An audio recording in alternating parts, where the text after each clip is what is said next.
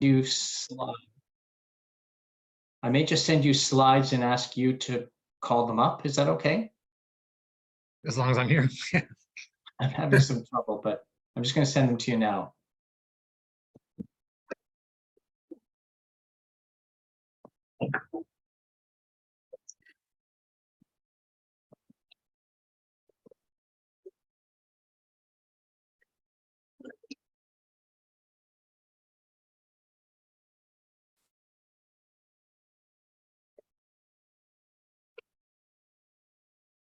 Can we go around the circle and introduce ourselves? I know we got a couple of new people here today. Yeah, just give me 1 minute. I'm going to, I want to make sure I get this to you. Okay.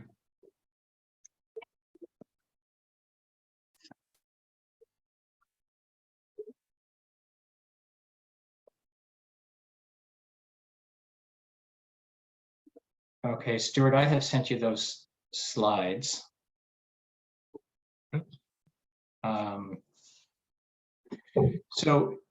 Maybe what we'll do, since it's 1:05, is we will get started, if that's okay. And David, and we're expecting, we think, Marion, perhaps a couple of others. Let me just see. I don't see Dino. Is he here?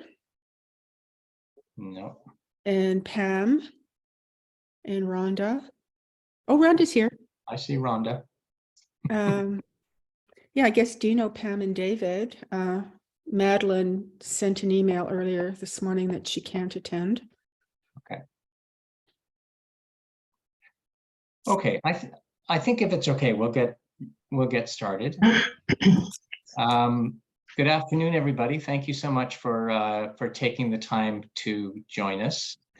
My name is Barney Savage, and I have been with Barnes Management Group for about 3 years or so, and I have been asked to facilitate this discussion.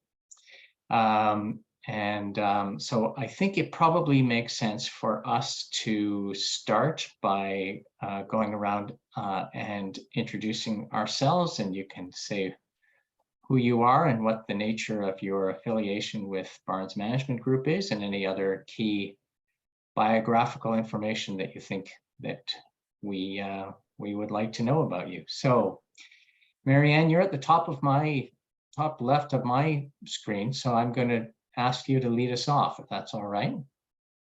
Sure, that's fine. So I'm Marianne. I'm here in Thunder Bay, and you probably heard Marion and I discussing our winter woes. our never-ending snow here up in the north. So I have a master's in social work. I worked 20-something years child welfare. I work with I am First Nations from Pick River, and I've spent most of my time working with Indigenous. I'm currently with one of the bands to bring them to child welfare mandate. I've been giving them a hand with that. So I did some consulting on and off and some with Barnes over the years, mostly with Marion. Her and I have been together on a couple of projects. So I come in sometimes just to do some short-term project work if she gives me a call or needs me for something. So thanks. Welcome. Nice to meet everybody. Thank you. Marion, you're next. Hi, everybody. And Marianne, I'm hoping that it's going to be a lot more than the occasional call from the future. We're pursuing Marianne vigorously to become a more active associate. Okay, I'm Marion. I am a member of Timiskaming First Nation. I, like Marianne, have a master's degree in social work. I was born and raised, however, in Sudbury, and spent almost 30 years in child welfare. And since 2005, I have been an associate with Barnes Management Group.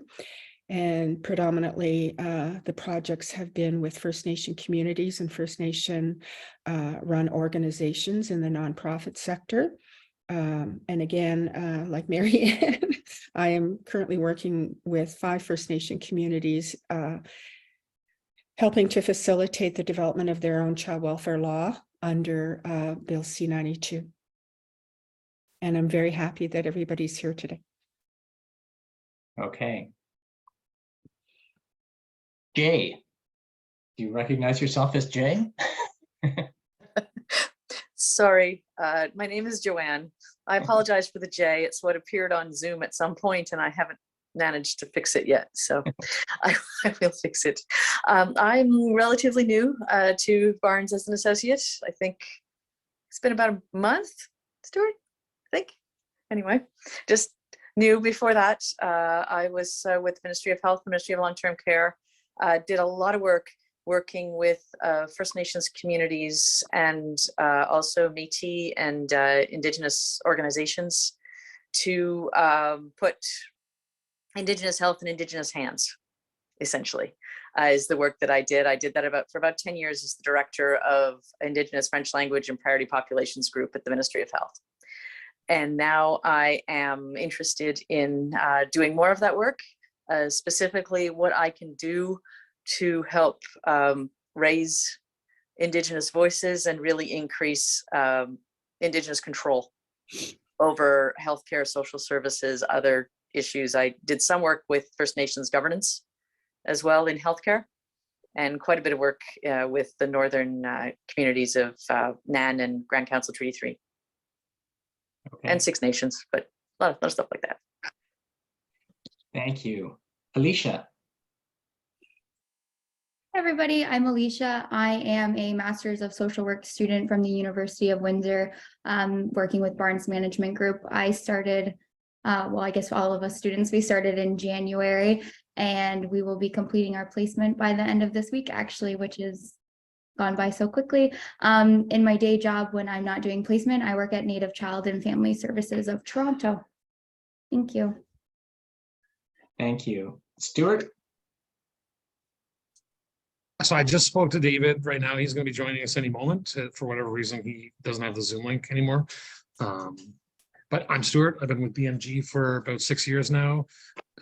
Basically just filling in gaps wherever I find them. So doing a lot of proposal coordination, doing some stuff for the website here and there, project support when it comes up. And right now, or at least for the last 4 or 5 months or so, my attention has been focused on the BMG Training Institute, which launched a little while ago with our first client, the Aga Khan Council. And it's going pretty well, but we had a meeting last week with another associate, Nadia, and we got some really clear direction out of that meeting. So we're looking forward to where it's going to go from here, which will hopefully be a much smoother process now that we've officially rolled it out. Thank you. Kristen? Yes, hello, I'm Kristen Hunter. I'm also a Master's of Social Work student. I guess I'll be a social worker in 3 days. I've worked in mental health for the last 15 years, and I currently live in Huron County. Great to meet you all. Thank you. Steve? Afternoon, everybody. Steve Novosadlik. I've been with Barnes for a year and a bit. I worked in the, generally speaking, in the public sector, public service sector, 40 plus years, half the time with the province of Ontario, the other half in children's mental health, developmental services. I did a bit of work in adult mental health as well. Child welfare has been sort of front and center in and around all of those sort of 40 years. I spent in my days with the ministry, I led the final child welfare designation reviews, 3 Indigenous societies, Timmins and Manitoulin Island and Akwesasne here in the Ottawa, generally the southeast part of the province. So there you go. Happy to be here and good to see you all. Thank you. Sarah? Hi, I'm Sarah, also a social work student. I've been here not as long as the other two, but I will finish at the same time as them. And I've been focused on the Rethink project that has to do with the refugees in Indonesia right now. I work in a settlement agency regularly in mental health programming, and it's great to see everybody. Thank you. Rhonda. Hi, everybody. So nice to meet everybody and to be here. And Barney, you've been with Barnes Management Group as long as I have. So that's pre-COVID. So we're probably talking more 4 or 5 years rather than that, right? COVID's a marker in time. So I'm a social worker also. I have about 35 years of experience with child welfare and have been doing consulting for about 10 and joined in with Barnes Management Group. One of my first projects was doing a large kind of study and environmental scan about social workers working in child welfare, and that was with CASW. Marion and I are currently working, and Marianne also are currently working on revising and updating the Code of Ethics for CASW, which is a 2-year project that's supposed to end in June. So it's been delightful to work with people so yeah, I think Marianne, you're right. You kind of came in and helped us out, but I now really see that we can't move any further without you continuing to be involved. So I'm really glad that you're coming on with more activity level too. So, and we, that project was able to benefit from some of the input from students too. So very much appreciated. That's one of the things I like about Barnes Management Group is the ability to work more in partnership with people and have a bit of a sense of team, and people bring in their bits and pieces and expertise and help to make our final product much better. I did some consulting kind of just as a lone social worker for a while, but that totally gets to be less satisfying than working with people. So very much, I appreciate the opportunity to be here. Thank you. Mian, am I pronouncing your name correctly? Oh, yeah, that's correct. Thank you. My name is Mia Samer, and I think I am also relatively new compared to you folks. It's been 4 months since I joined Barnes Management Group, and I'm mainly involved in marketing and communication, involved in different projects of BMG, and also playing my role in building caring community as a project advisor. And with regards to my education, I have a master's in sociology and a PhD in Canadian immigration and refugee law. And prior to joining BMG, I was practicing as a regulated Canadian immigration consultant and also as a digital marketing consultant. My other notable experiences are in nonprofit and healthcare sector, and I'm happy to be part of this amazing community. Thank you. Christine. Hi, everybody. I am very, very new to BMG, like about 8 days. So I'm very happy to be here. A bit about me. I started my career, started about 25 years ago now.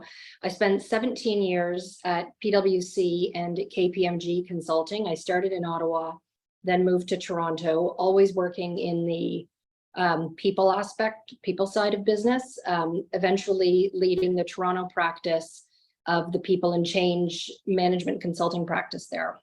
That was for the GTA.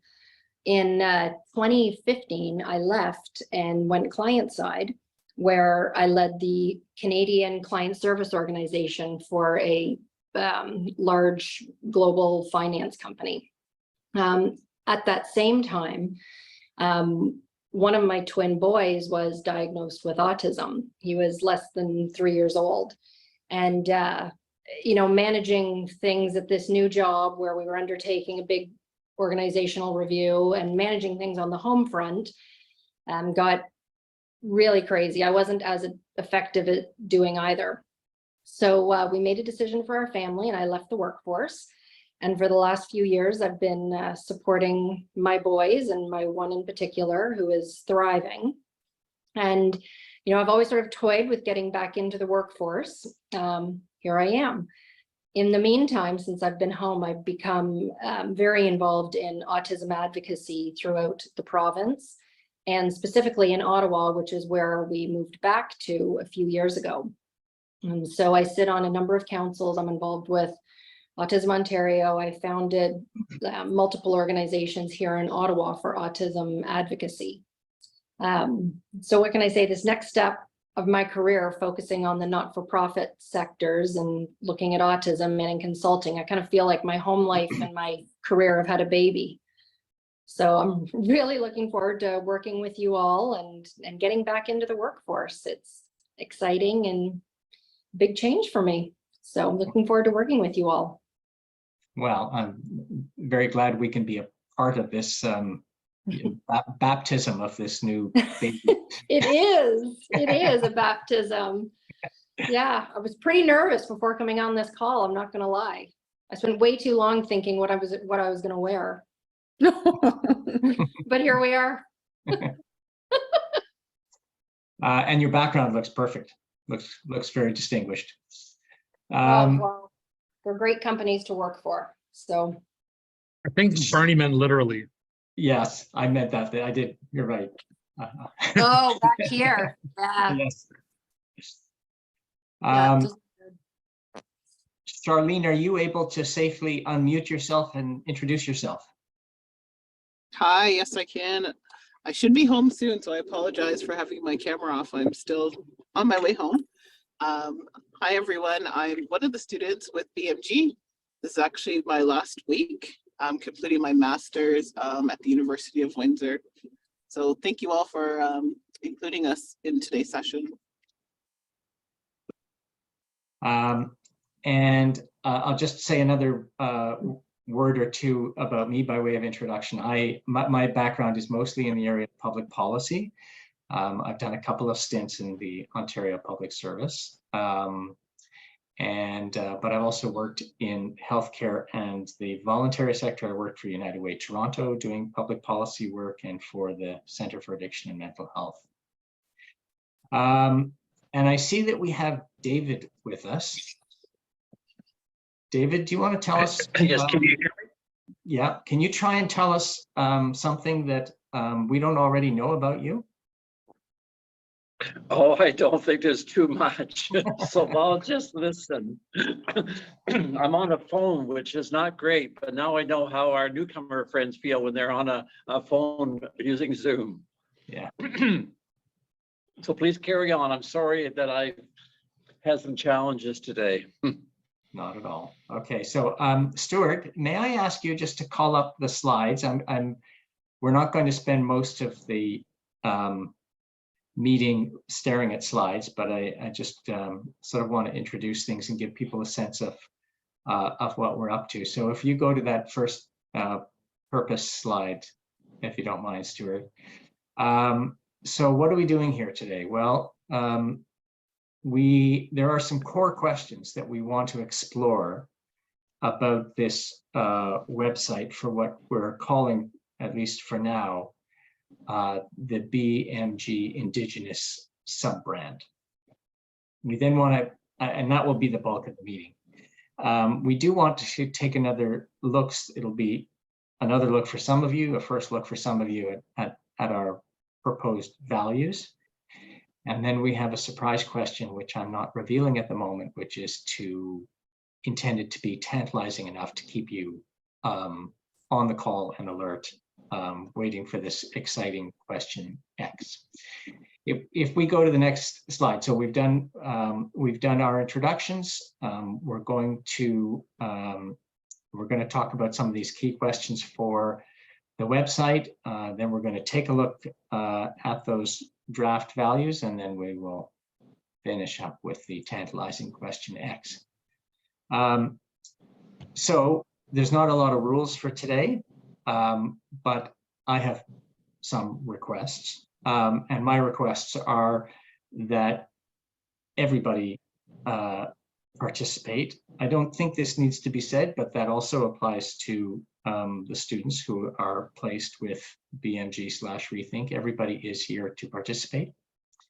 I'm going to ask people to be not too agreeable.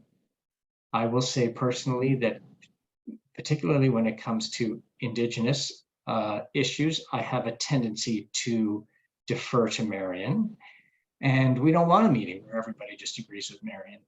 we want a meeting where people, participate openly. And because we're not here today necessarily to make any decisions, but to get a lot of feedback and a lot of ideas. My preference is to kind of, work on a sort of a roundtable. Like I may even call on people, so stay alert. You don't have to participate, but I do want to make sure that we hear from everybody. And that means you don't necessarily have to respond to the last person who spoke. You can, you can just get back to the original question. And because, as I say, we're not here necessarily to design a website. We're here to get ideas from you about, what the big picture of what needs to be on the website. And I keep thinking about that line that I remember hearing many times, which is that, years from now, people may not remember what you say, but they will remember how you made them feel. And I've always thought that there was a lot of truth in that statement. And I think it's helpful for us to be thinking about what do we want people to be feeling about BMG when they come and look at this site. Now I think we'd scheduled to go to 4, but I don't think we're going to need it. So my rough plan is to, take us till 3.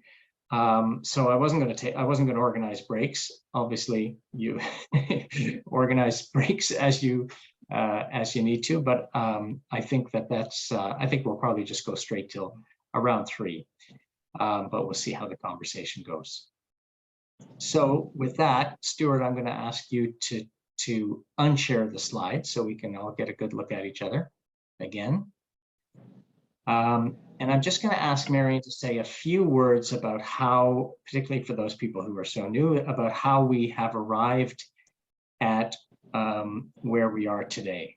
Marion, do you want to take it from here for a few minutes? Thank you, Barney. We've been having discussions amongst ourselves primarily throughout COVID, where we came to I guess a conclusion that it would be beneficial if we created an independent website that was still part of Barnes Management Group, that was specifically focused on Indigenous services, with the intent of offering a suite of services to Indigenous communities and Indigenous organizations. From a two-eyed seeing approach, as well as offering a suite of services to non-Indigenous organizations and to government services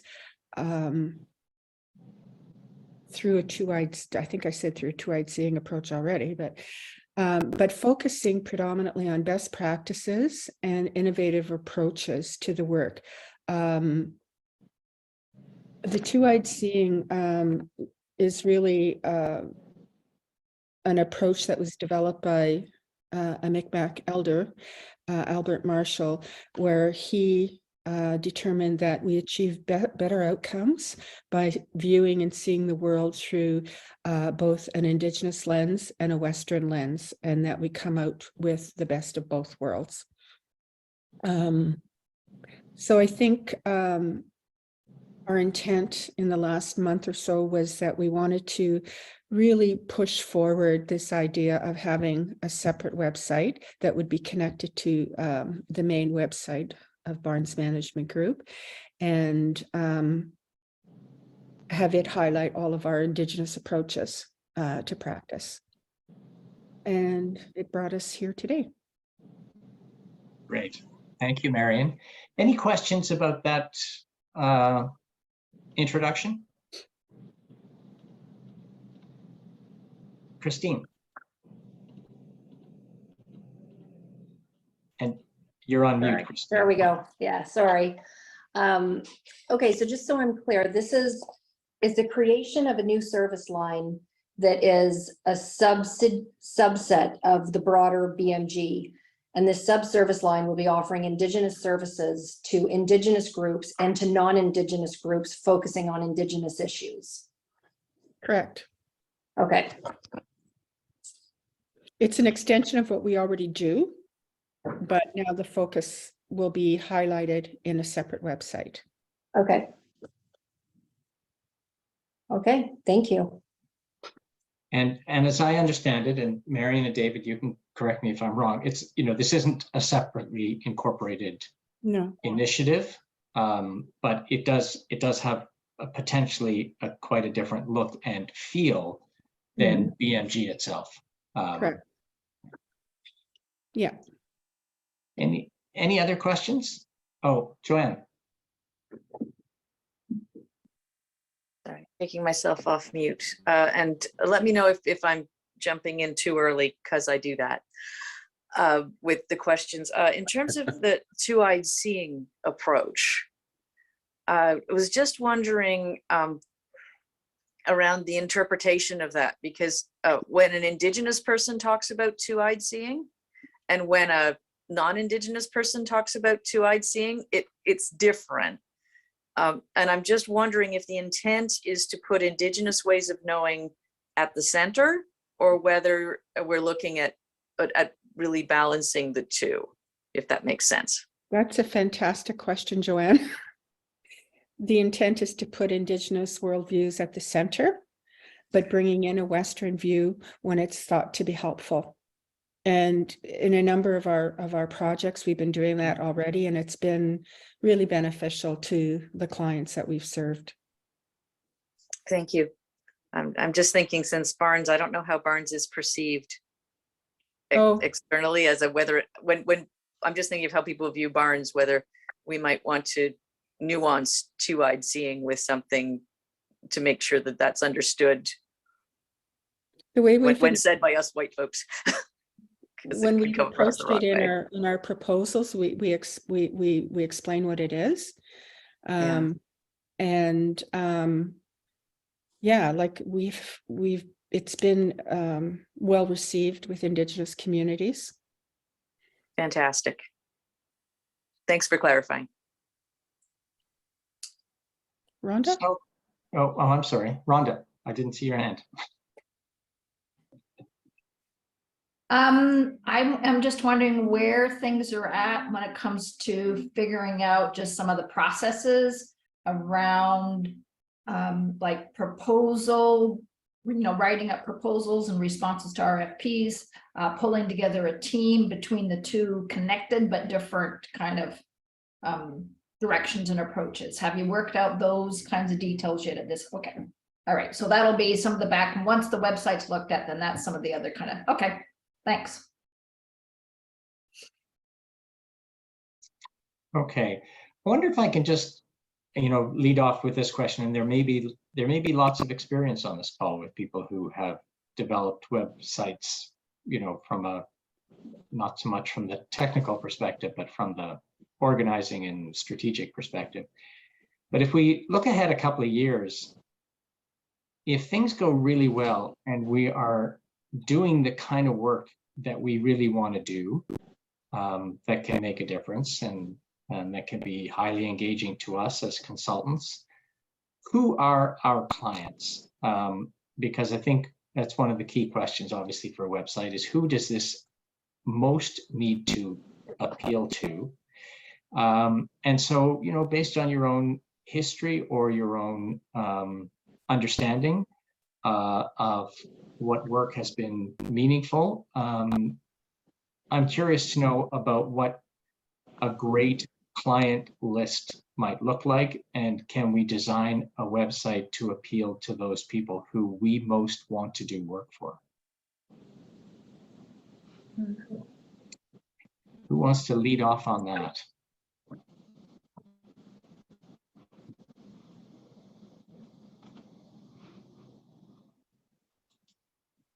Don't wait for me, guys.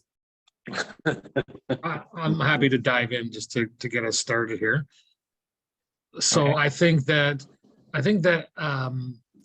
while there is on the BMG homepage, there is references to the various different sectors we work in, including Indigenous. We think that given the amount of emphasis that we put on our Indigenous work and the amount of Indigenous work we've done, that having a separate site that is focused exclusively on Indigenous issues would be a really great resource to be able to direct people to. If we're telling somebody about BMG, being able to point them to a site that's so Indigenous centric would be a great start. I know that as part of the BMG Training Institute, we are working on a couple of different training programs that Marion is developing. One of which is for capacity building in Indigenous communities. And the other key one is for, I guess, educating Western organizations on Indigenous, ways of being, Indigenous worldview, that sort of thing. So there's kind of two streams there that can attract a lot of attention. And I forgot where I was going with this, but I've started the ball, so someone else can keep rolling it now. Rhonda? Rhonda and then Steve?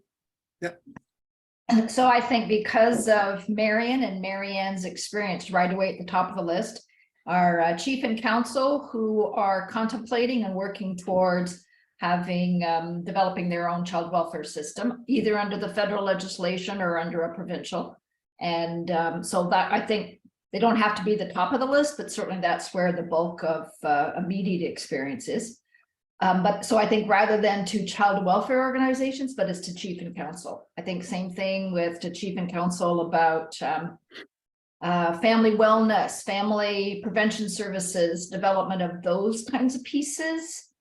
And then I think there's also loads of opportunity to developing, either evaluating or developing new initiatives around youth employment readiness and all of the federal government direction around how to build businesses with Indigenous communities, that combination of culture and business practices and those kinds of directions. So it wouldn't necessarily, I don't think it needs to be just a social service direction.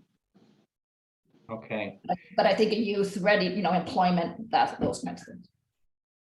So Steve and then Joanne. Steve? Thanks, Barney. I was going down a similar path as Rhonda, so but a somewhat more macro level, and then sort of trying to drive down from there. So for me, there's kind of like two big markets here, and I'm really thinking in terms of the nonprofit, public sector kind of organizations, government funded, et cetera. Market one really is what Rhonda's talking about, and that is, the massive push for the establishment of Indigenous child welfare agencies under the federal legislation. So I think that market is a big one. There's work, obviously, Marion and Rhonda and others have been involved with that. So that still is a big target group. The second, though, is everybody else. And by that, I simply mean, and I sort of reflect back on a project with CASW with Marion and Rhonda over the course of last year. A chunk of that project was embracing reconciliation. So that sort of still front and center, as a sort of major policy thrust federally. Some provinces are a little bit further along than others in terms of making it, sort of a bit of a centerpiece in their policy platforms. But I think dealing with non-Indigenous structures out there, the stuff that we've got in play represents sort of that broad market. I think, even there's a little bit of work I'm doing with a small agency right now, and in upper rubber boot nowhere, and it's a non-Indigenous agency. But there's discussion going on within that small organization around DEI, around, what do we do with this reconciliation? How do we begin to absorb? So I think there's that, but I'm speaking still in sort of macro terms. So for me, that's kind of my starting point. I think we've got a market that's being developed quite extensively, and there's still so much more to be done in Indigenous communities. But I think there's a secondary one that there's a bit of a push, I think, happening out there to sort of seize that. So tailor the kind of service that we can offer to support organizations in absorbing some of that sort of value base, some of that principles of reconciliation into their direct operations. Thank you. Joanne? Gotta take myself off mute. I was just kind of looking at a list to build on what Steve was saying, is that to really look at the Indigenous communities and how they are organized around different things. So there's the First Nations, some are organized at the area of the community, some at the level of the tribal council. Grand Council Treaty 3 is more of a single unit with like four regions, 5 regions.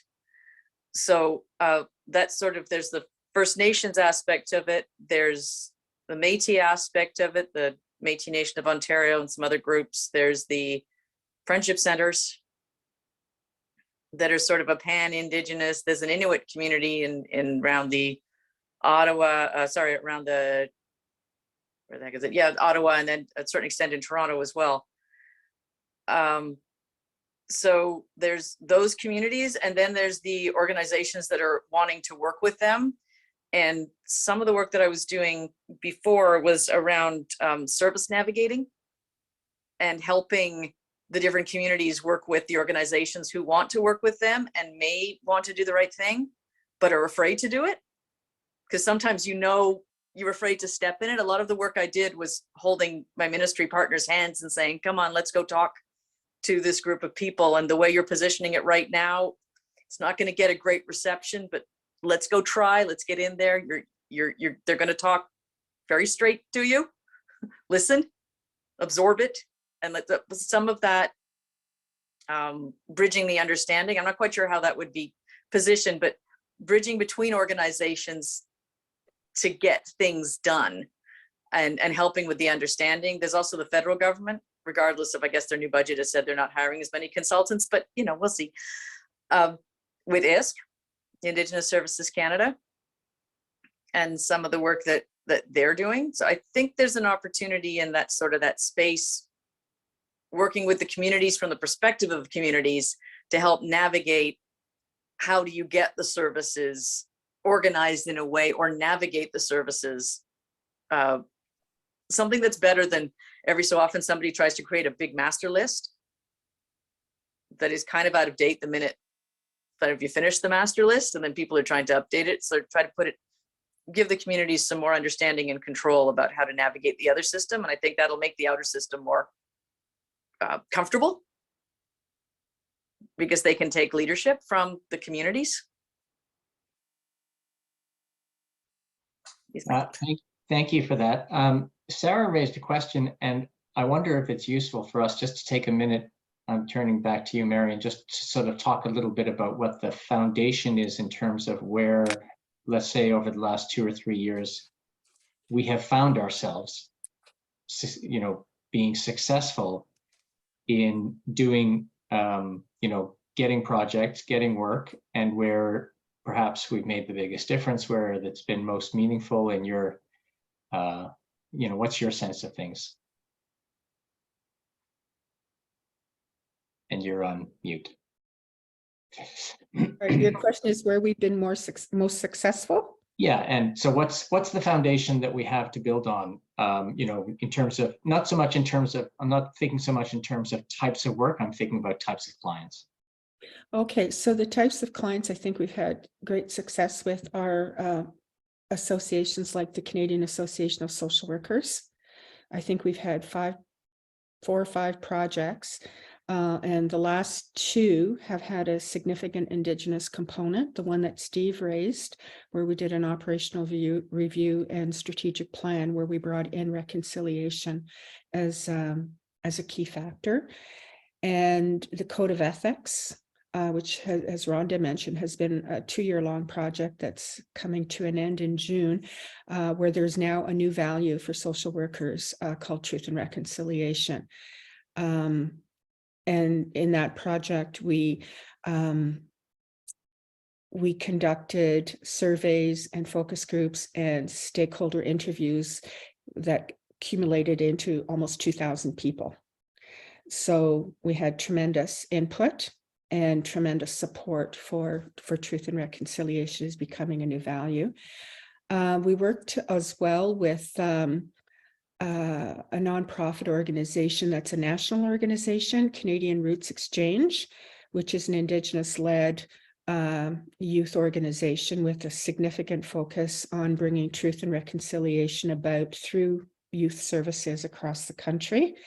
And we worked with their board of directors and their staff in helping to develop a strategic plan that was completely Indigenous focused, and in particular had a lot to say about reconciliation. And in that one as well, we were able to connect largely with youth through outreach across the country. We've had a good deal of success working with the Anishinaabe Nation. We had 3 successful projects in the past year and a half. One was on creating a toolkit for Indigenous women and girls leaving their communities to attend shelters, and then going back home. So the toolkit was to assist them in returning to their communities. We also did a project with the Anishinaabe Nation, which has 39 communities across Ontario, on doing we did an assessment or needs assessment rather on services to youth in terms of mental health services and other services within those communities. And that one as well had a significant youth population that we were quite successful engaging in. Like I think we ended up having a couple of hundred youth participate in the engagement. We also, what else did we do? I can't remember. There's a third one. I can't remember. Stuart or David, any additions to that list? Rainy River. Oh, Rainy River. We have been working for 2 years on helping them develop their law. And we completed a community capacity review that was funded by the province of Ontario. And we developed a significant number of recommendations for implementation that was extremely well received. Out of that, we anticipate, there's a new chief and council, so it's kind of up in the air right now, but we're hoping that we can develop, as Stuart mentioned earlier, a comprehensive training package that could be transferable and transportable to any First Nation community offering prevention programming across the province. Because in our experience, like we've been in so many First Nation communities since 2005, I can't even count the number. And it feels as if the problems experienced in this delivery of services there's so many commonalities throughout the communities that we've participated in, that we can develop a framework for comprehensive delivery of training and support services and mentoring services that can be tweaked and what do you call it? Customized for each First Nation community. What else? I can't think right now. I can touch on a couple of things, and maybe that'll spark what Marion's thinking about. But one of the things that we've been really successful for, and this has come up yesterday when I learned that we did not win a project that I really expected us to win. The Barney, bad news. Oshawa Carleton, our community living has not selected us. It's going to email you about that afterwards. Since I'm talking about it right now, I figured I'd bring it up. Their feedback to us was that they have another client that they've worked with before, that they work with regularly, that they're comfortable with, that may have insights from the existing relationship they have. Obviously, I'm not thrilled to hear that, because we have an excellent team of consultants, and we can develop these insights too. We don't have to have worked with that company before to understand how they work. We get ourselves up to speed very quickly. But it did highlight something that has brought us a lot of success, which is the relationships that we've built with the organizations we do work for. So CRE, which Marion said was one of the examples I was going to use. We managed to get our foot in the door with a strategic planning project because we do have a lot of experience with strategic planning. And having worked with us on that project, they were very quick to, reach out to us again when they wanted to do some HR work. And I believe there was actually another project sandwiched in between there. There were 2 different HR projects. So, the things that disappoint us when we don't get a position with another organization are also the same things that can work to our advantage. We do build really strong relationships with our clients. So basically the trick is, either getting our foot in the door or using relationships that are pre-existing and trying to leverage those into getting an opportunity. And then once we have an opportunity, the way that we can excel in that opportunity brings repeat business. So Rhonda obviously has done basically every major CASW project for the last 6 years, maybe longer. That's just how long I've been here for. Marion was talking about Anishinaabe Nation, which, at one point I lost track of the different projects we had going with them because they just kept pouring in, which was wonderful. Autism Ontario is another great example. It's not Indigenous related, but, we did a recruitment for them. That person left. We did another recruitment for them. Usually if someone leaves after recruitment, they might be disappointed with the work you've done. And in this case, the company knew that we did an excellent job, knew that we had found the best candidate at the time for them and have continued, a stream of projects with us. So a lot of this is about, developing relationships or leveraging existing relationships. And then once we can get ourselves in the door, that's when we can really start to, spread our services and spread the type of work that we do within those communities. Thank you. Rhonda? What I wanted to add was a couple of things also. I think that oftentimes what we've kind of struggled with a bit is what's the face of a project proposal. And I think we've gotten into a bit of a muddle at times when we want Marion to be the project lead on every single project that would have even the slightest hint about working with Indigenous clients or part of a community or, leaders or something like that. So I think having this dedicated effort is going to help us to bring more people in like Marianne, who is going to make sure that we can have the depth of Indigenous experts who can help lead and take on areas of projects, and the rest of us can join in as appropriate. I also, it's really aware, just like you said, Stuart, we're all aware, right? Any organization that we're submitting a proposal to, they're going to go to a website, they're going to go check things out. So I think having a separate but still connected website is going to allow them to get there. And then I think it also allows for branding, and branding is going to be in a way that is Barnes Management Group, but Indigenous services kind of branding, and thinking through that carefully, that would tackle and respect all areas of Indigenous culture that can be used appropriately for branding. And I think also what it really will open up is an opportunity to be really clear about what do we mean by what's Marianne's vision, what's Marianne's vision around things like best practice in 2I seeing approach.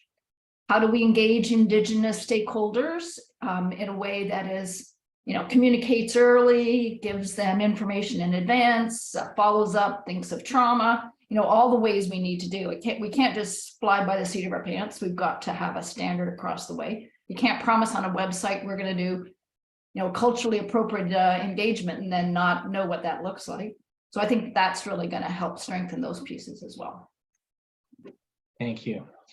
It's possible I'm confused, but Caitlin, you have not introduced yourself, have you? Do you mind? Yeah. Do you mind telling us who you are? Hi, everyone. I've met a lot of people on here, but for those who I haven't, my name is Caitlin. I'm a placement student with the others here for 2 more days. 2 more days I'm here for. Thank you.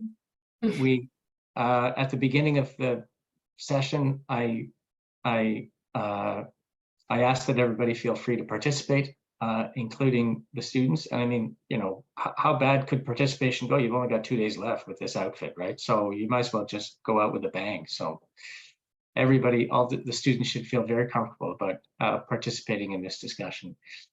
If we So, but if we go back to thinking about our website, we've talked a little bit about clients, and we've moved into a little bit about kind of what the work is. But I guess the question I want to ask, and I appreciate that some people might not have the background to the BMG background to respond to this, but if there's things that BMG can most legitimately brag about in its history of Indigenous focused work, what is that? Now, Marion, you mentioned, I think, capacity building and mentorship and training. I'm looking at you, Marianne, because I know you've been on a couple of projects. Like, if you think that do you think that there is, where are the grounds for BMG to be most immodest about what it brings to the table? Because that's really what a big part of what this website is all about. Marianne, do you have any thoughts on that?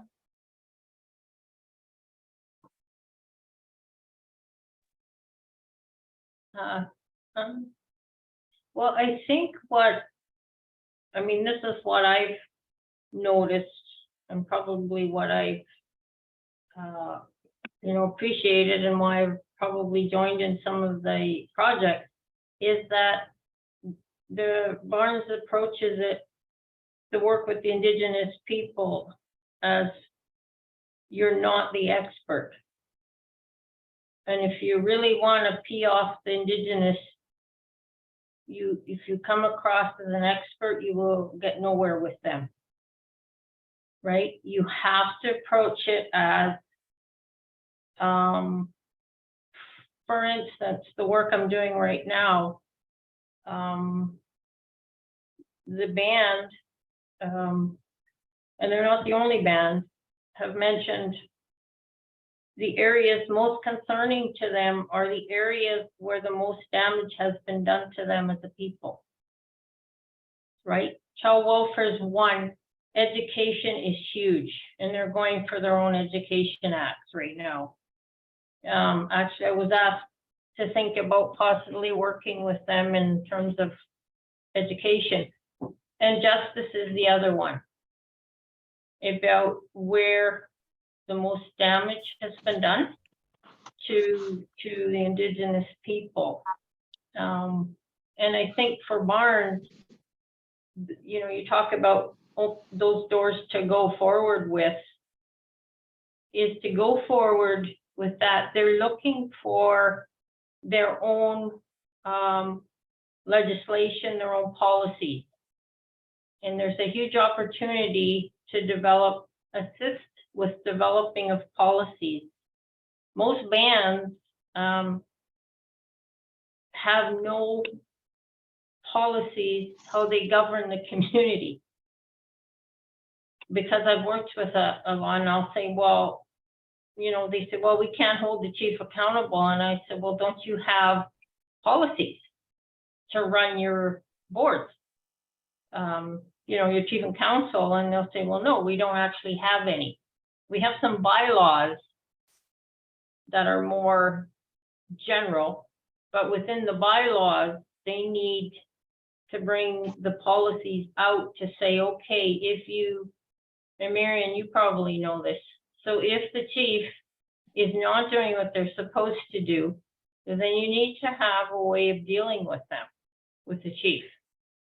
And so that's another big area, is governance. And as I've been working with this one particular band, it became apparent their lack of governing of their community is what's caused the biggest problem for the agency, is trying to hold them accountable for what they're doing.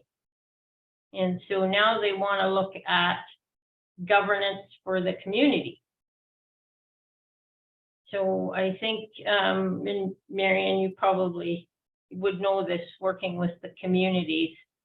And you also, we both know, even though I'm Indigenous, I still have to walk a fine line when I'm working with each community, including my own, who the chief has wanted me fired before. So it doesn't hold water.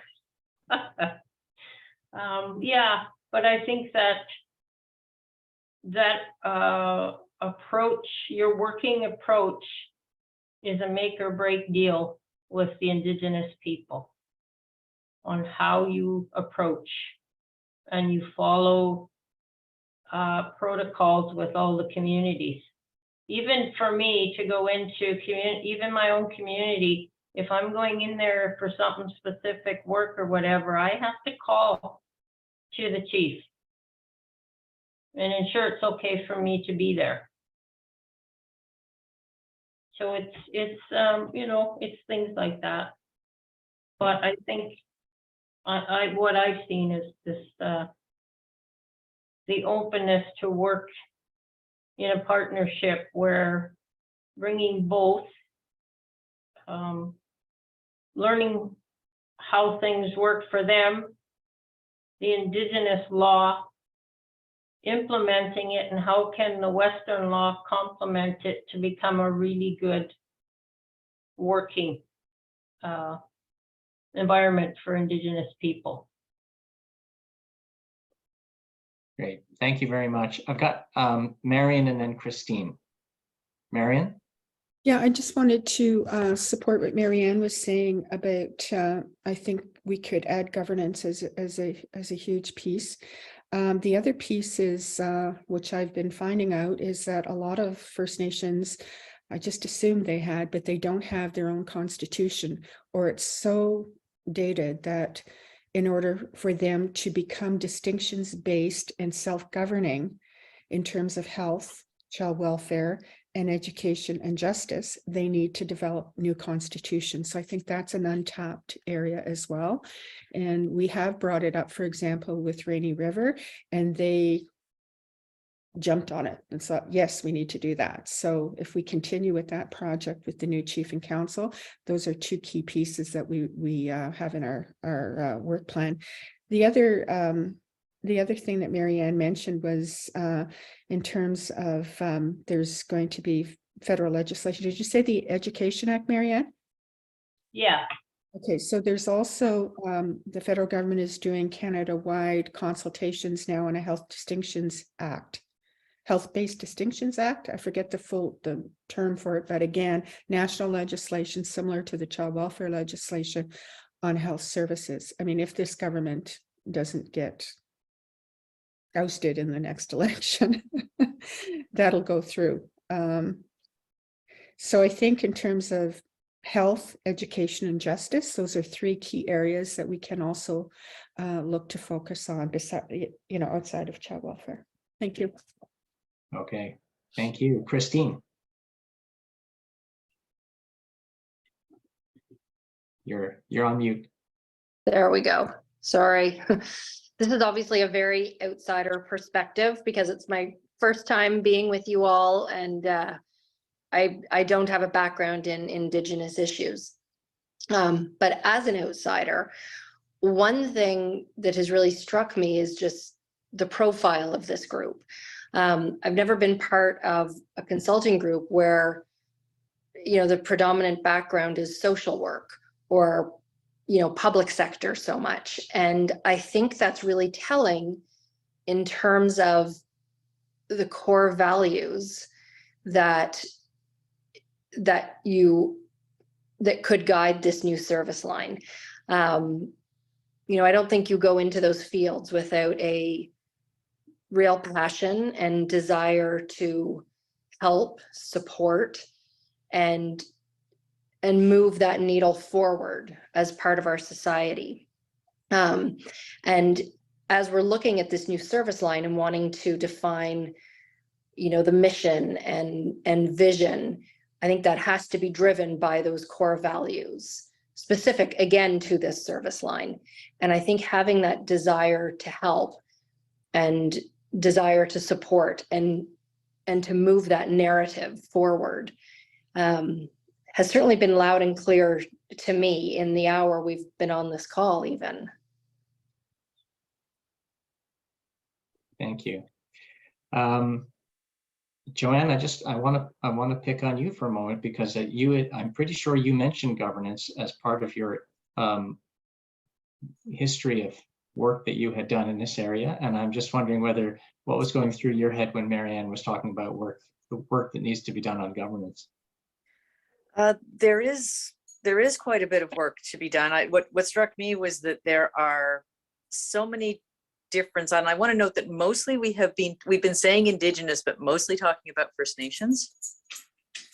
So what goes through my head is on the First Nations side, you go from Six Nations, which has a complex governance structure, some of which is very well set up, was fairly large, and they tend to have a lot of well-developed education, social services, and health structures, to something like, I don't know, Yamatong or something way up in the north. It's a very small community that doesn't have some of those resources. So it's very different. I think that the work that we were doing when I was at the Ministry of Health, we were doing setting up basically at the area of the political territorial organizations, so Anishinaabe, Aski Nation, Grand Council, Treaty 3, Six Nations, UOI, at various speeds, them taking over their healthcare services and how they would set up governance for that. And a lot of it came down to how the communities themselves were organized, and whether there was a foundational governance structure, whether it was a single community like Six Nations that was working between the Haudenosaunee and Chief and Council,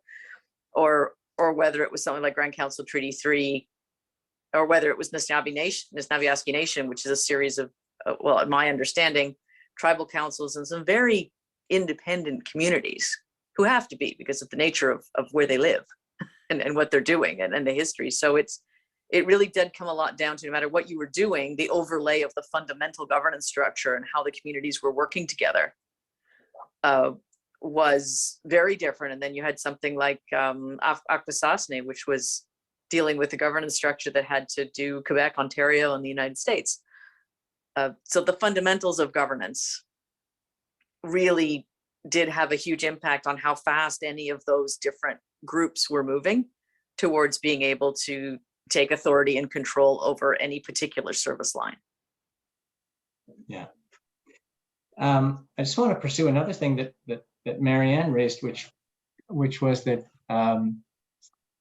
I guess my view is that, you know, for people who've been around BMG, I think one thing that people will identify about BMG is BMG grabs people.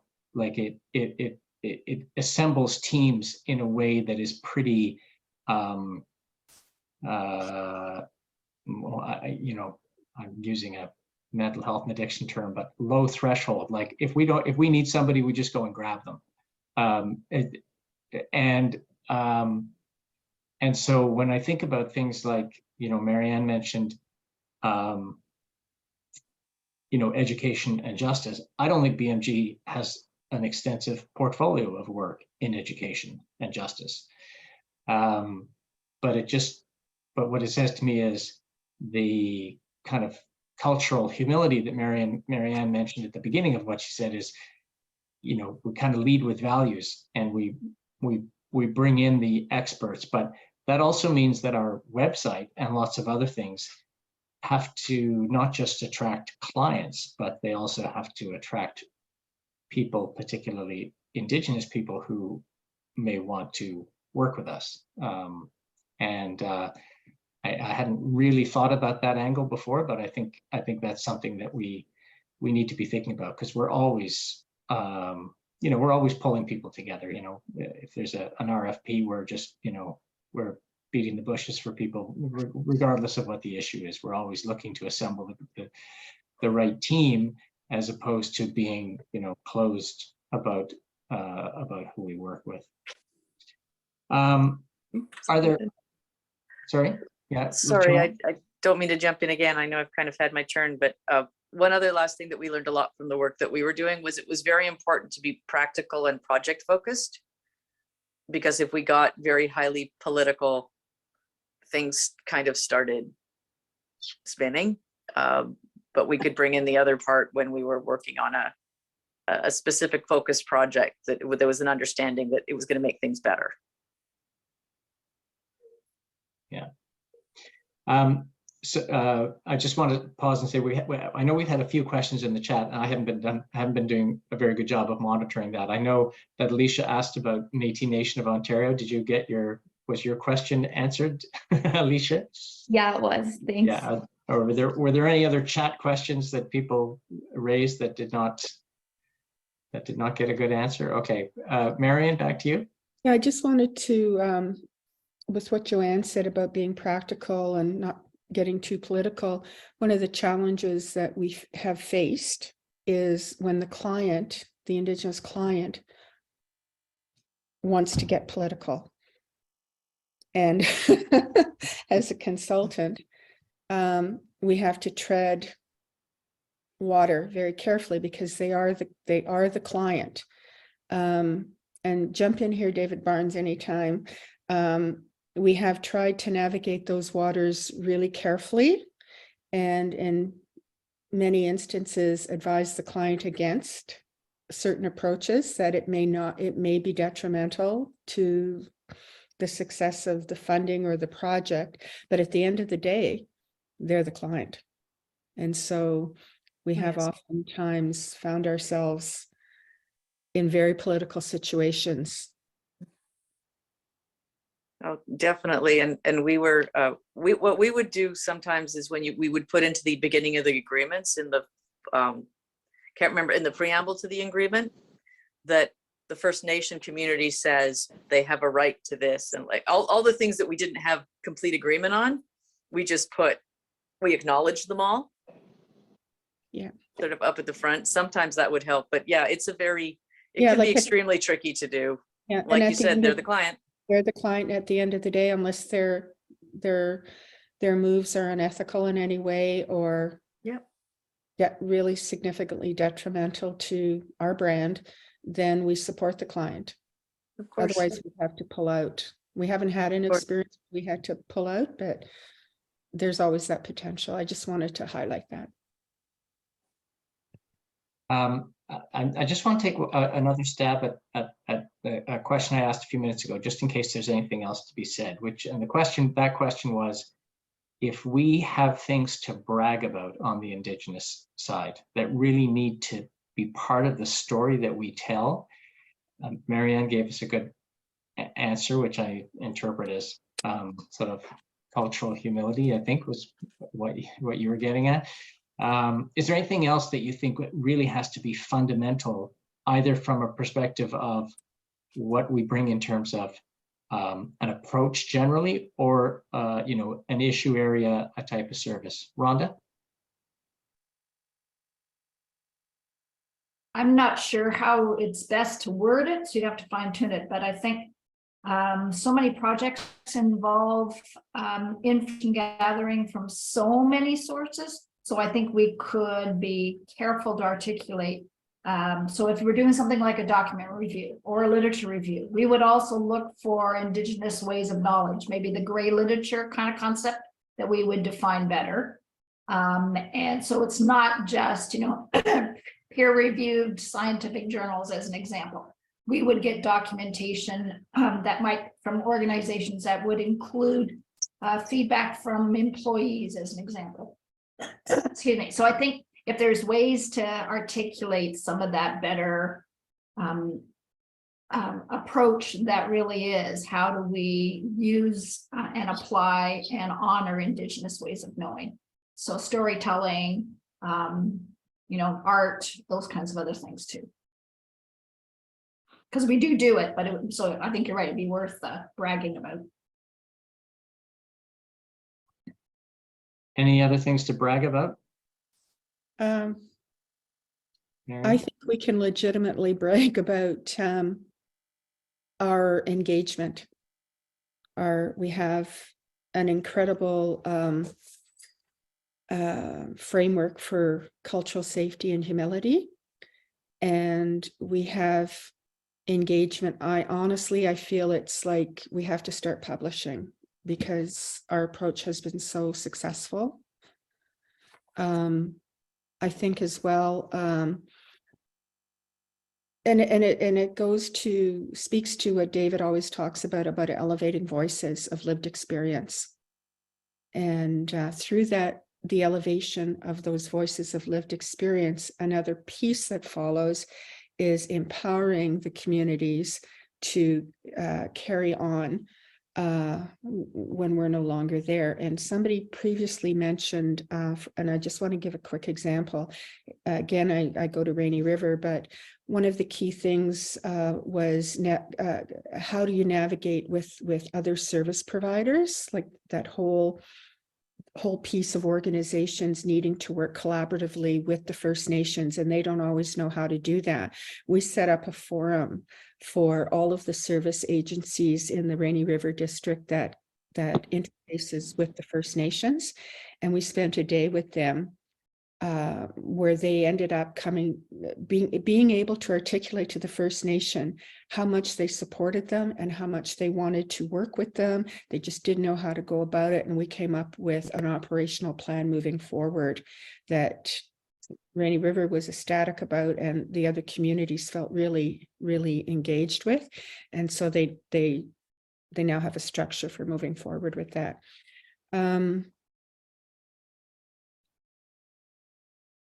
I think the other thing we can brag about is our strategic planning approach, and also our approach to operational reviews. And Steve is the expert in that, but we did do a really good project with the CASW that I think we can be proud of. Yeah. Okay. Rhonda, is that your hand? Yep. Yeah. Okay. Go ahead. And what I wanted to add to the list is Marion's done a really excellent document and analysis around the Truth and Reconciliation 94 calls to action, which ones really apply to the social work profession, but also to not-for-profit kind of service deliveries. So again, Marion, you could find, we could fine tune that, and it's publishable, because it really can say, we will apply these principles, and that could become a part of an education, part of the governance, part of social justice advocacy and child welfare justice, all those areas. And call to action 64, which is a really big one for Right. organizations, like we can highlight that as Yes, for sure. we can help companies bring reconciliation into their organization. And that's not just nonprofit, that can be for profit. I see Steve shaking his head. Yeah. Good That's point. that's a whole other sort of market area. When I started, I talked about two large markets, but I was automatically thinking the not-for-profit, the public sector kind of market, to just on the point that you just raised. I just want to say it's interesting as I listen to you, Marion and Rhonda and Marianne, and I'm a visual type person, so like I've gravitated toward this website. I'm looking at pages, or I'm looking at sequence of how information is sort of woven together, and it's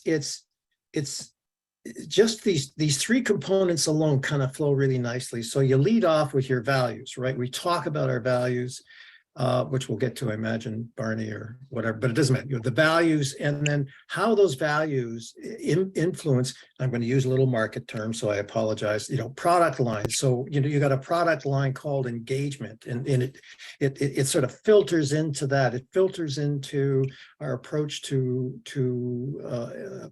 build on sort of the bragging piece of reconciliation. Like I'm almost seeing kind of how you take the values and translate them into what it is that we're really good at and can help you with, to put it sort of in crude terms. So where's the designer, Barney? Right? Somebody drawing pictures here somewhere? I've got somebody beside me designing it as we speak.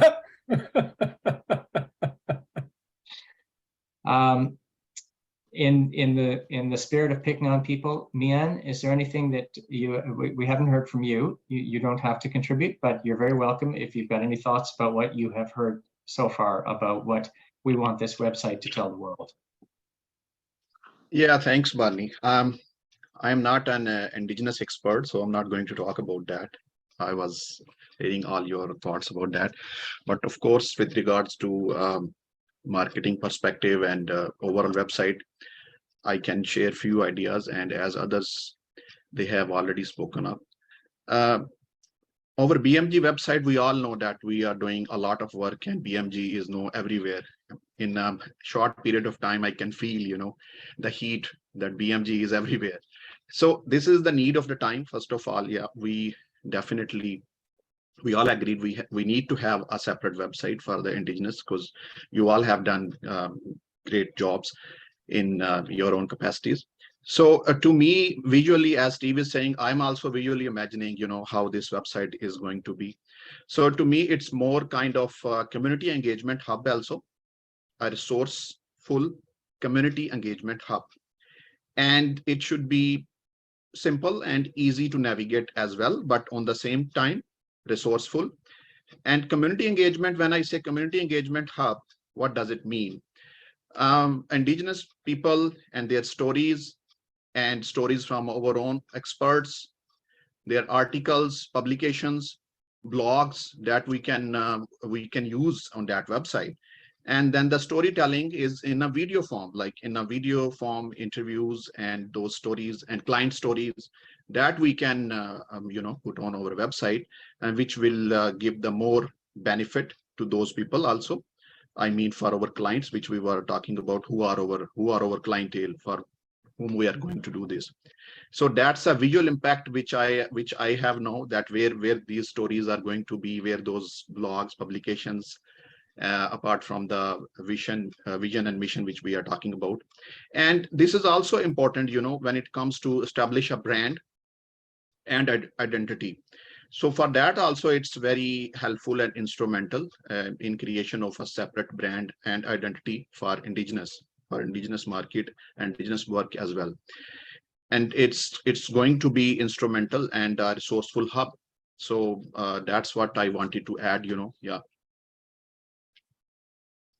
I'm going to, in the spirit of calling on people, I'm just kind of curious to know whether any of our 4 students have any thoughts about that question that Marion raised a minute ago, which was about how perhaps the website could play a role in terms of elevating the voices of people with lived experience. And perhaps I'm just wondering what Mian has just outlined, perhaps as being a bit of a hub, and videos, whether or not there's something there that could demonstrate that the commitment to elevating those voices is apparent as soon as you click on the website, that it's not just what we could do for you, but a kind of a hub for information. Anyway, any thoughts on that? Because I know you've, in different ways, you've done work on that, on Rethink and that kind of thing.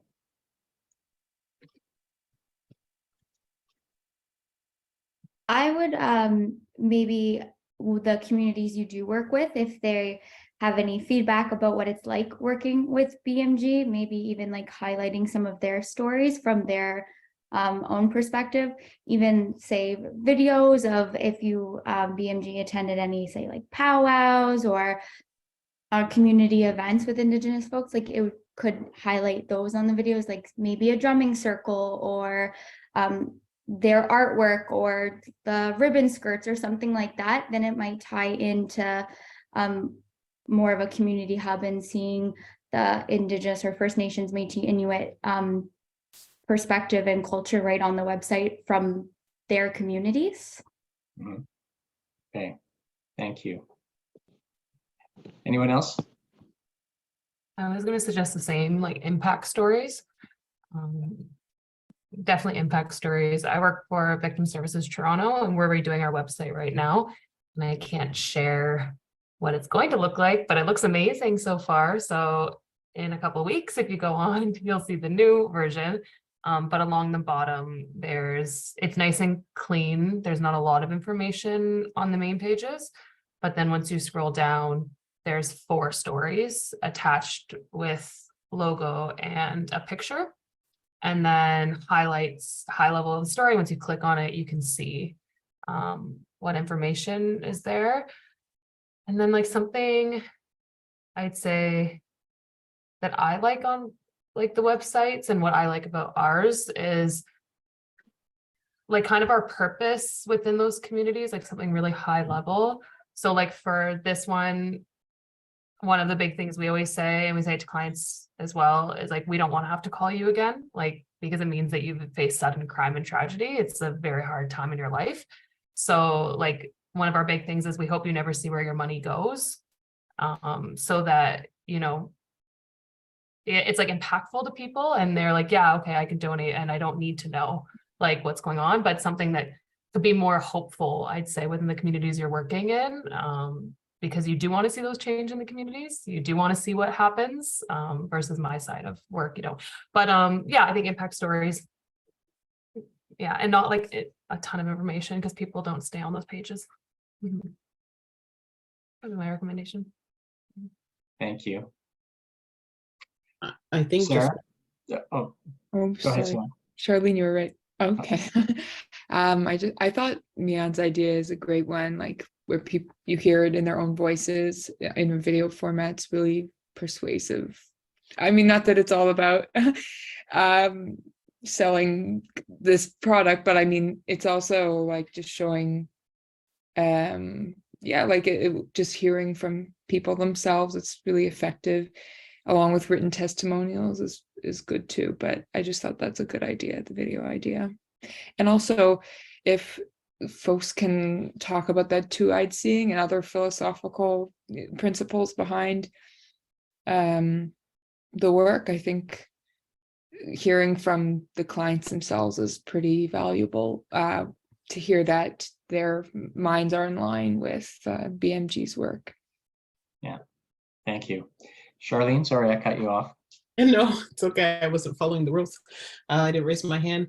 My comment's actually really similar to Sarah. I think about the way that folks are communicating. A lot are doing it through social media. So if there is a way to embed that where we're seeing a social media aspect, I think that would also be really helpful. It's just a different way of telling a story. There's one more specific question I want to ask about the website, and that is about partners. So what, you know, to what extent do we want the website to tell a story about how BMG works in partnership? To what extent do we want it, to what extent are potential partners the audience for this website? And how much of this, I mean, you know, do we have a history of working with other, you know, working jointly on responses to RFPs, for example, with other organizations or consulting firms that bring particular types of expertise? Is that the kind of partnership that we want to explore? Any thoughts on that?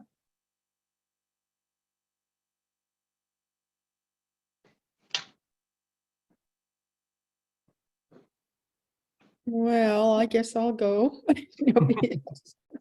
We do have experience in working with other partners on jointly submitting RFPs.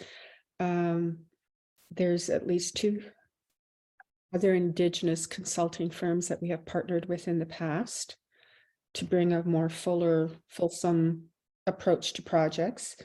And I think when we had our very first meeting, many of you were at that first meeting and some weren't, we talked about the importance of seeking out partnerships, whether that be other Indigenous firms and or perhaps universities with respect to research, that sort of thing. So, yeah. Okay. And I would like to give another example, although it's not related to RFPs. But as BMG, as you know, we have another component which is under Rethink, building caring communities. So where we have already partnership with an organization, nonprofit organization called the Northern Lights, and it's pretty successful. They are also helping refugees, and they are also acting like us, a bridge between refugees and sponsors. And now we are going to start another partnership with another nonprofit, which is called Hazara Hope. and they are working on the settlement side, and we are more in terms of finding sponsors and creating a bridge. So partnerships and collaborations are really important. Sometimes if you cannot fill those gaps and you don't have those expertise, maybe your partners, they can fill those gaps. Yeah. Okay. We're going to move on to values in just a moment, but I'm just wondering if there's anything else that people want to say about, you know, how a website makes you feel. Can you think of an example of a website that you've gone onto and you thought, wow, these people get it? And was there any other component of that website that we haven't talked about in the last hour and a half? Rhonda? The websites that I love the most and I'm always impressed with are ones that are kept up to date. So when you go to read something like an annual meeting and it's from 2020, you're like, wow, that's terrible. Also easy maneuver. So if they've got a search quality, so the child welfare, so there's in the US, there's a national, which is obviously an international website that looks at research and studies around child welfare, child well-being. So they've got it all easy research under subsections and subheadings so you don't have to wade through lots of different pages. It can smoothly and quickly take you to whatever piece of document you want. I think I also like a website such as what Caitlin was talking about, is that the first page is pretty tidy without a lot of drag, but you can get to, you know, if you have things like, you know, what's our vision, what's our mission, those kinds of things, you can just tab off to those. I appreciate organizations that have on their website information about who their key staff are. I always wonder about an organization that doesn't list anybody. You think, sneaky, you know, so you should have, you know, people who are, you know, critical to delivering should have a profile there, or, you know, some of that kind of information. Thank you. Marian, thought? I don't have an example of one that I particularly love, but I have examples of ones that I don't love. And that's, I look through, you know, different Indigenous consulting firms, you know, across the country. And what struck me is they're Indigenous firms, but there's nothing about their website that told me that, other than they made that statement and then they have a list of projects, but I didn't see their values. I didn't see what about it stood out that when I look at it really spoke to me that this is an Indigenous website. So I think somebody had mentioned earlier, you know, art and music and that sort of thing. I think there has to be a reflection of Indigenous culture, that when you open up our website, it's very clear that we're not just telling you that, you're looking at it. Thank you. Thanks for that. Stuart, was that a hand? Yes, this was again. This is probably, depending on if I phrase this correctly or not, this is probably a more controversial idea, but you know, one of the ways that I like to think and to problem solve and do my critical thinking is to learn about a subject and then see what other people have to say about it. And in reading, you know, people's opinions, either on the left or the right, you can usually see, you know, the strengths and the weaknesses of the various sides or approaches to something. I personally, and this is where the controversy comes in, would be happy with a site that had, you know, to a certain extent, a bit of an editorial feel, you know, where we're not just pushing news about Indigenous issues out into the ether and just letting it float around. Like, I personally am a fan of you know, like leaving a mark, like putting your name in, putting a line in the sand. I think that was the phrase I was going for. You know, making it clear what side. It's kind of like a more harsh version of what Marian was just saying when she said that she couldn't see from the website, you know, their thoughts and feelings on stuff. Like I'm about like you know, if we had one article a week that was talking about an Indigenous issue and making our stance on it very clear. I know that some people see that as alienating other groups, but I mean, if you're a group that gets alienated by us saying that Indigenous folks should have a right to X or a, you know, the access to Y, that's not who we would work with anyways. So, but then again, like not everyone feels that way. So, but yeah, that's what I'd like to see is us kind of making it, putting a stamp on things and making it clear where we stand on certain issues. Thank you. Mian. Yeah, I totally agree with Rhonda, Marian, and Stuart. And I was about to say, like, a good website should be a properly structured website, and it technically speaking, the load time is also important. Sometimes some websites, they are really heavyweight and they cannot load, you know, quickly. So that thing is very important technically also. And Stuart's point is really important, that editorial section. It also helps in SEO, in search engine optimization, and the issue, agenda, and the purpose of this website or this project. It should be repetitive in our editorials, in our you know, piece of writings, so that it will crawl quickly on search engines, on Google and other search engines, and then it will automatically help us also in terms of SEO as well. And that's what my thought is about this. Yeah. Okay, thank you. Caitlin. Like Marian, I also have a lot of websites I don't like. And one thing I don't like is I don't like when I go to websites and they have like guidance documents and they have different things to download, and they are directed towards like land acknowledgements and reconciliation.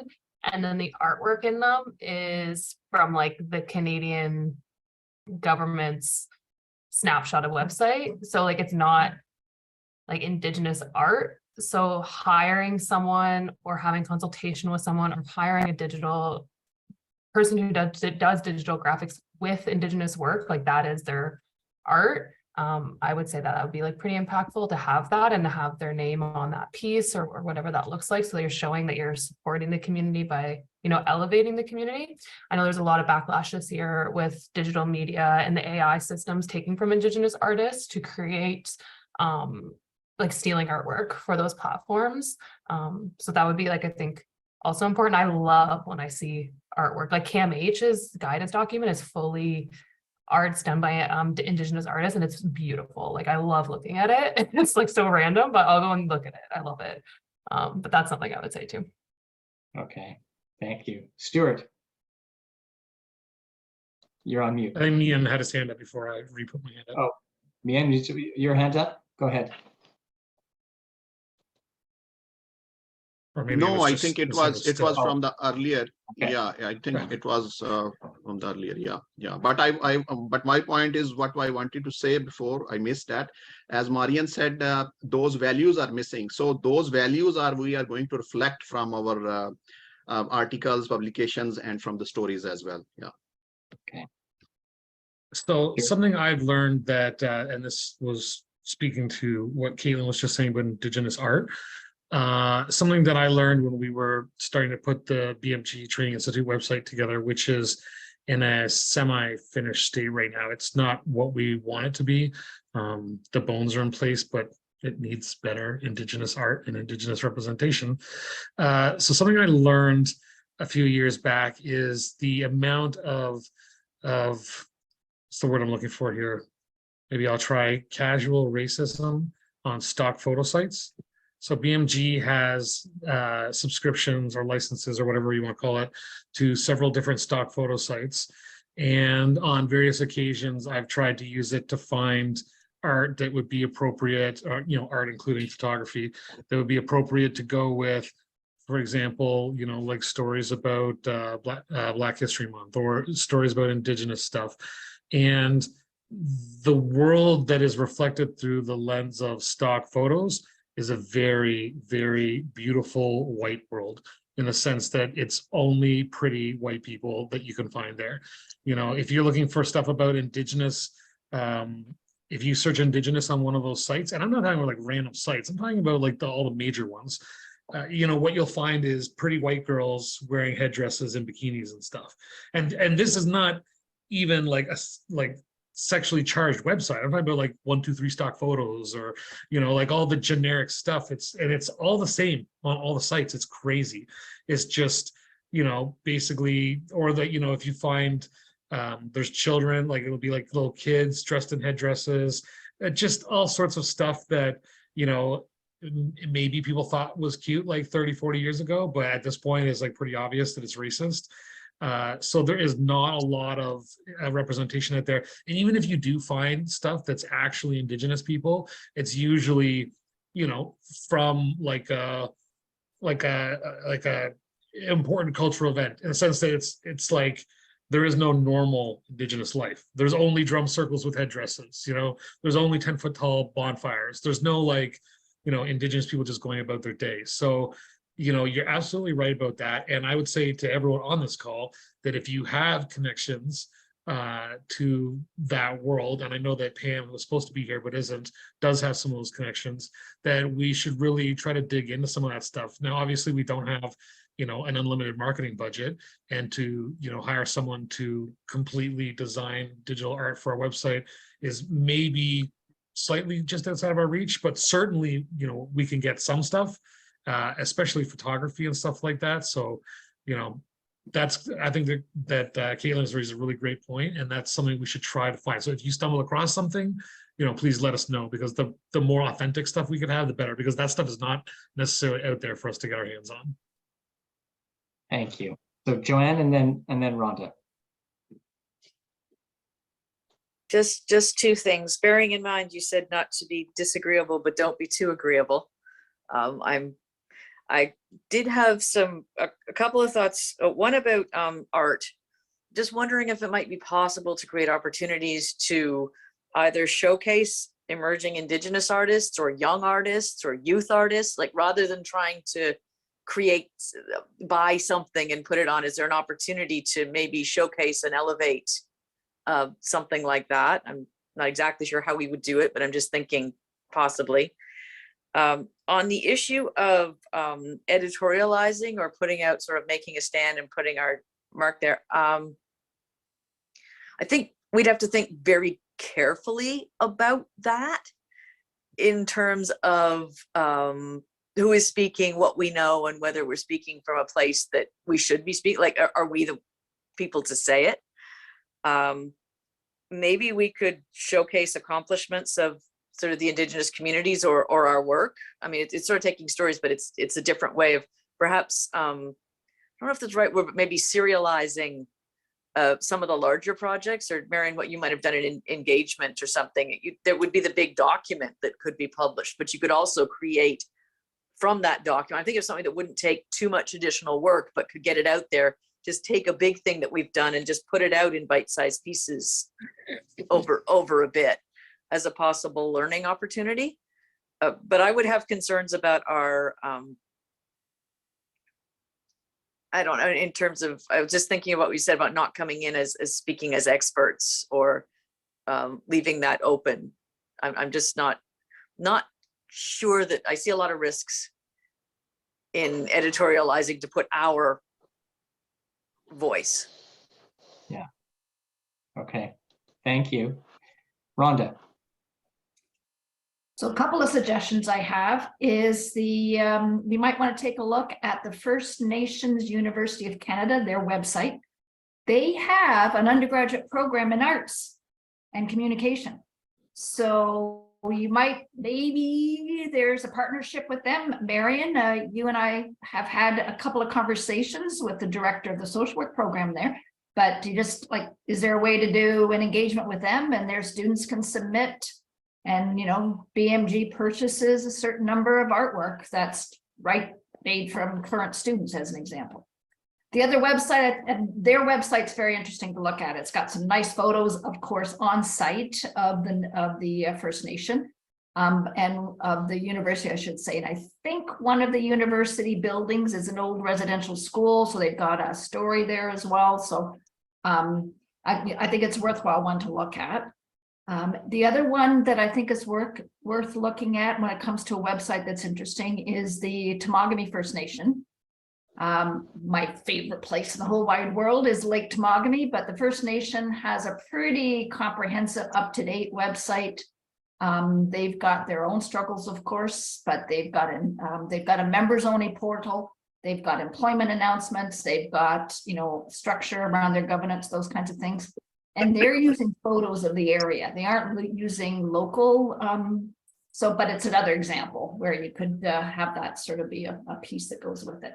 I would really not encourage us to purchase or to get copyright permission to, as an example, Benjamin Chichi's work is wonderful. It's gorgeous. Morrissey's work is fabulous, but we also know there's been some recent investigations into fraud about Morrissey. So I think they just want to be careful. You wouldn't want to get into a difficulty sort of spot. So that's just my opinion on those areas. Okay. Thank you for all that.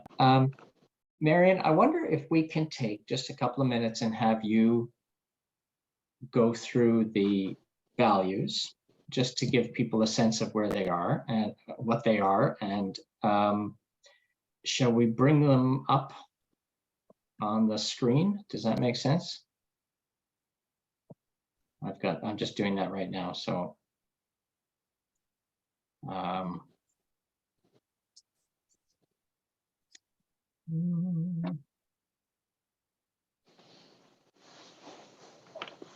does anybody else have this problem that they can't access certain commands because there's Zoom functions in the way?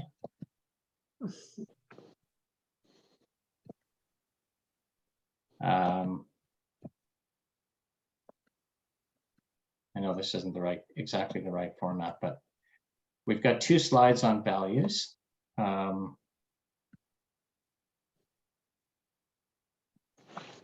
Do you want me to just? Yeah, Marion, you want to take it away? Can everybody see? Oh, Stuart has started sharing. There you go. Okay, that's better. So if we go to those 2 value slides, yeah, thank you.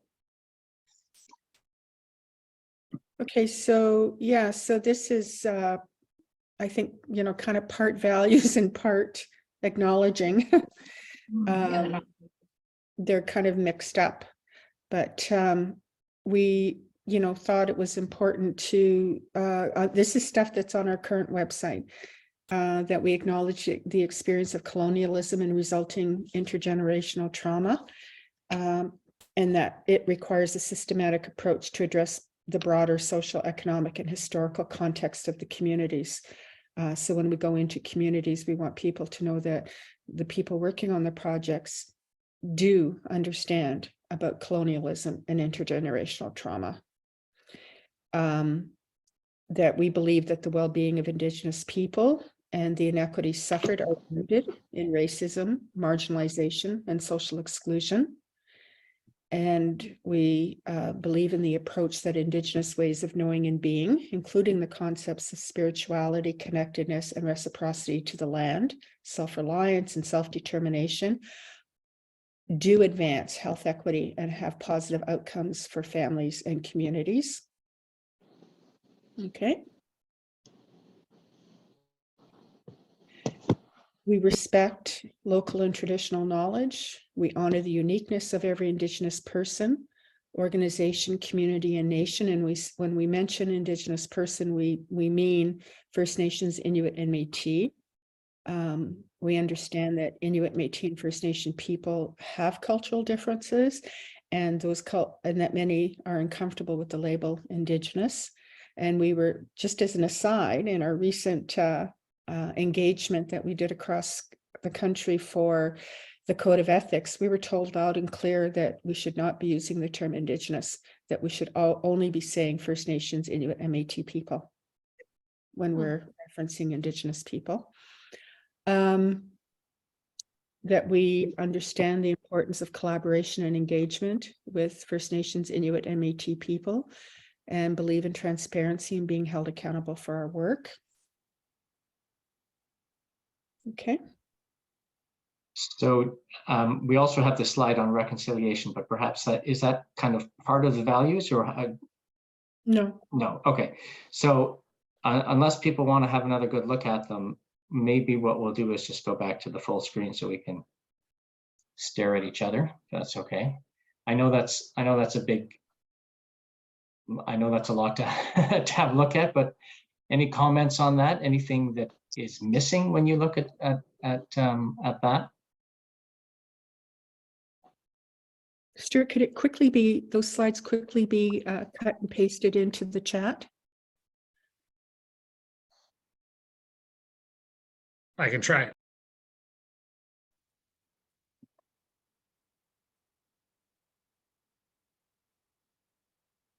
One of the key messages in those values that while we're waiting is, I think, that we come at our work with Indigenous people from a trauma-informed approach, as well as from the approach of listening to their voices and not assuming that we know what their community is about, not assuming that we understand what it is that they want, like that we are allowing their voices to come through. We are facilitating their voices in whatever the work is that they want us to help them with.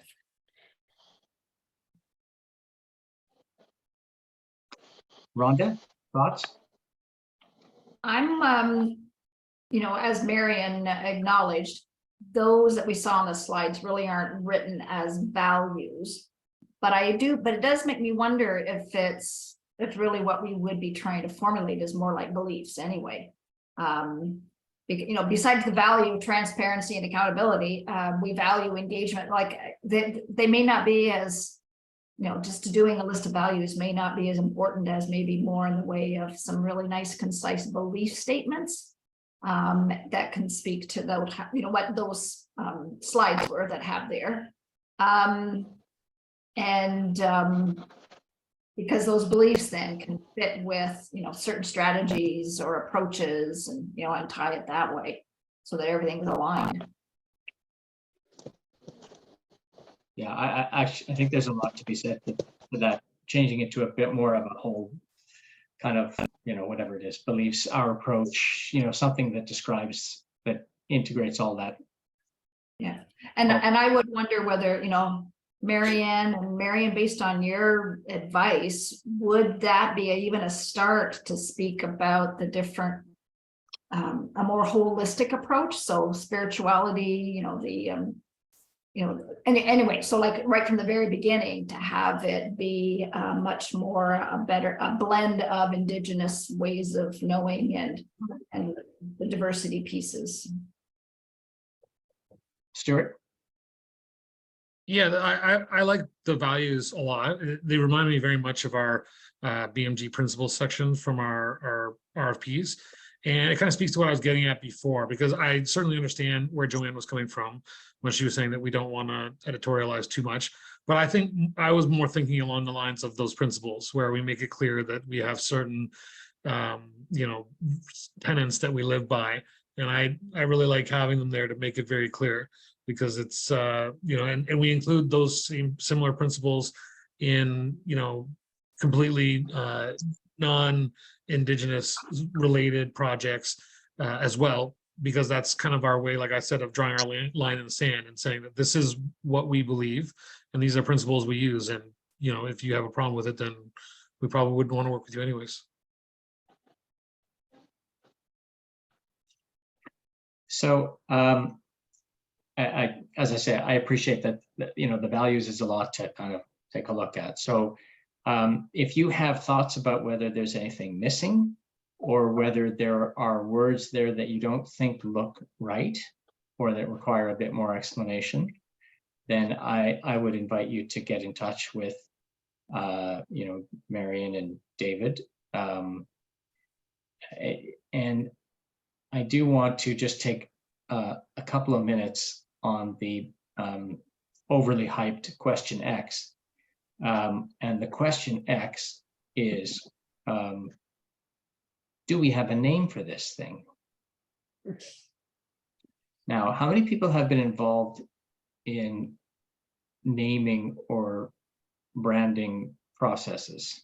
Mian, that must be right up your alley, yeah?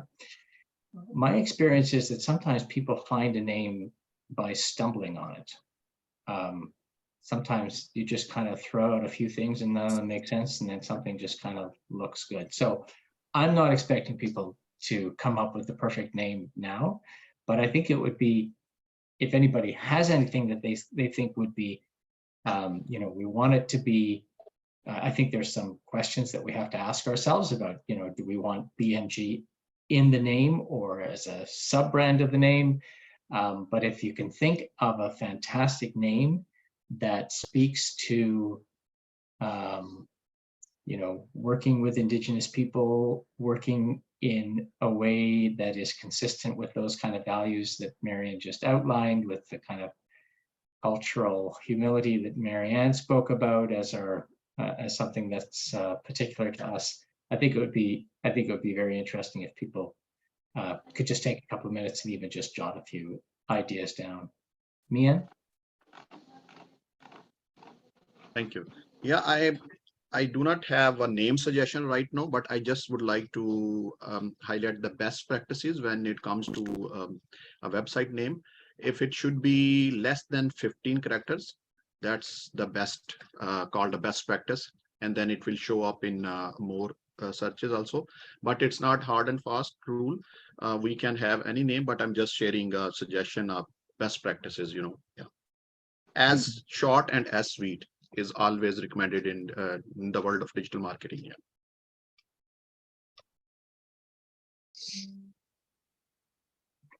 Okay. Any other thoughts on that? I know that's a lot to ask people, but as I say, it might be an interesting exercise after this call for you to sit down with a pen and paper and jot a few ideas down and see if any of them strike you as being just telling the story that we want to tell.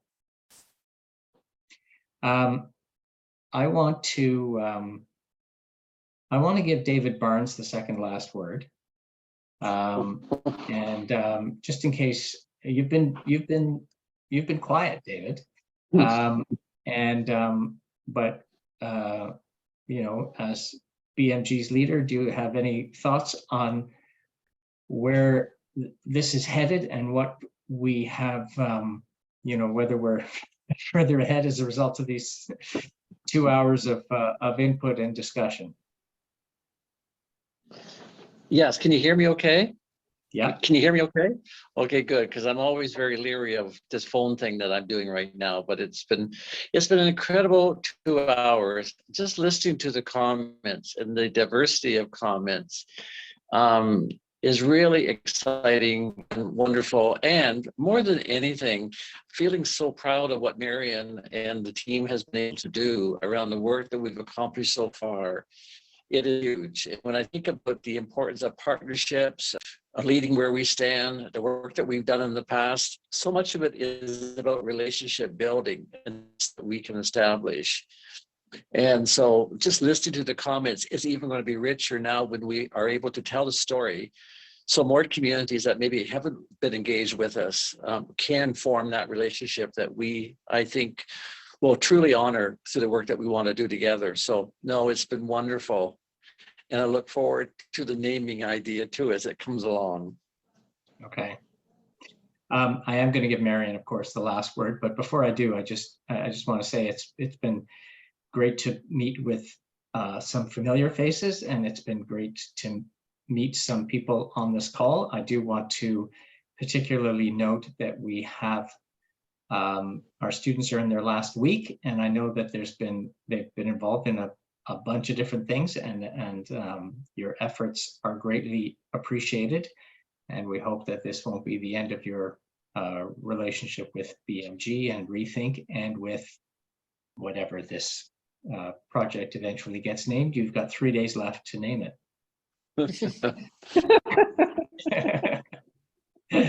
Marianne, last word to you.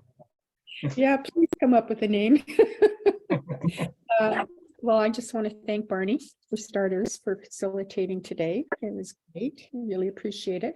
And thank everybody for coming, because your thoughts and your wisdom and your participation. It's just been excellent, and I feel that we have a real good solid grounding to move forward, and you can expect to hear from David and I shortly, because we want to advance this. We want to have a website by the end of June, and there's a lot of work to do, and we will be calling on you to help us move this forward. And thank you again so much for participating. It was just excellent. Really, really good. Great. Thanks, everybody.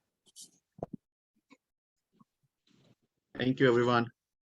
Bye-bye. Thank you. Thanks, everybody. Thanks. Bye-bye, everybody. Great day. Bye. Thanks, everyone. Nice meeting you. Yeah, thank Good seeing you, Bye. Christine.